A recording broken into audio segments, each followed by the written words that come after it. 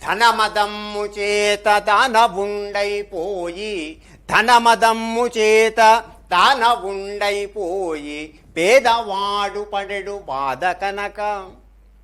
ధనమదమ్ము చేత దానవుండైపోయి, పేదవాడు పడెడు బాధ కనక. కష్టపెట్టువారు కలకాల ముందురా, కళ్ళ కాదు రావి కంటి మాట, కళ్ళ కాదు రావి కంటి మాట. ధనమదమ్ము చేత, బాగా ధనం ఉంది కదా అనేటువంటి గర్వం చేత దానవుండైపోయి, గర్వం వస్తే ఆటోమేటికల్లీ రాక్షసత్వం అనేది దానంతట అదే వచ్చేస్తుంది. అలా రాక్షసుడిగా మారిపోయి పేదవాడు పడెడు బాధ కనక. పేదవాడు పడుతున్నటువంటి బాధలు వీడికి కనిపించవు, ఎందుకంటే వీడి దగ్గర బాగా ధనం ఉంది, రాక్షసుడు అయిపోయాడు. దానివల్ల పేదవాళ్ళని ఇబ్బంది పెడుతూ ఉంటాడు.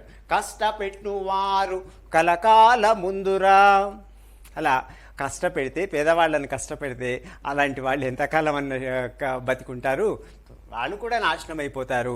కళ్ళ కాదు రావి కంటి మాట, రావి కంటి మాట ఎప్పుడు కూడా అబద్ధం కాదు సుమా అని చెప్తున్నాడు. ధనబలంతో రాక్షసులుగా మారి పేదవారు బాధపడుతున్నా లెక్క చేయకుండా వారిని కష్టాల పాలు చేసేటువంటి మానవులు కలకాలం నిలవరు కదా, ఇది నిజం అని కవి యొక్క భావన.